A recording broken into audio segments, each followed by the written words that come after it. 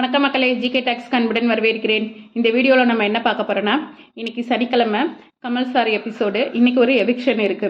இந்த எவிக்ஷன்ல யார் எலிமினேட் ஆயிருக்கான்றத பார்க்கலாம். வாங்க. ரிசல்ட் படி அர்ச்சனா தான் ஃபர்ஸ்ட்ல இருக்காங்க.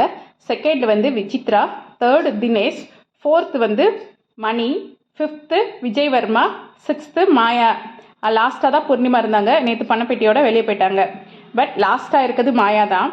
பட் இன்னைக்கு மாயா தான் வெளியில் போயிருக்கதா ஒரு இன்ஃபர்மேஷன் வந்துக்கிட்டு இருக்கு. பட் கமல் சார் வந்து மாயாவை கண்டிப்பாக வெளியே அனுப்ப மாட்டாங்க. மாயாவுக்கு பதிலாக யாரை வேணாலும் வெளியே அனுப்புவேன்னு சொல்லிட்டு யாரை அனுப்ப போகிறாரு தெரியல.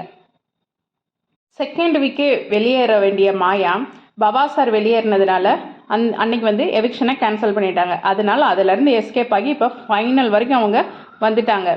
ஃபைனல்லையும் அவங்கள எவிக்ட் ஆவாங்களா இல்லை அவங்களுக்கு தான் கப்பை கொடுத்து அனுப்புவாங்களான்னு தெரியல.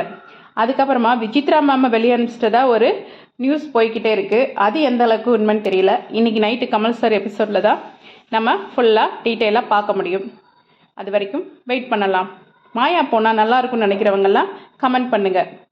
நன்றி, வணக்கம் மக்களே.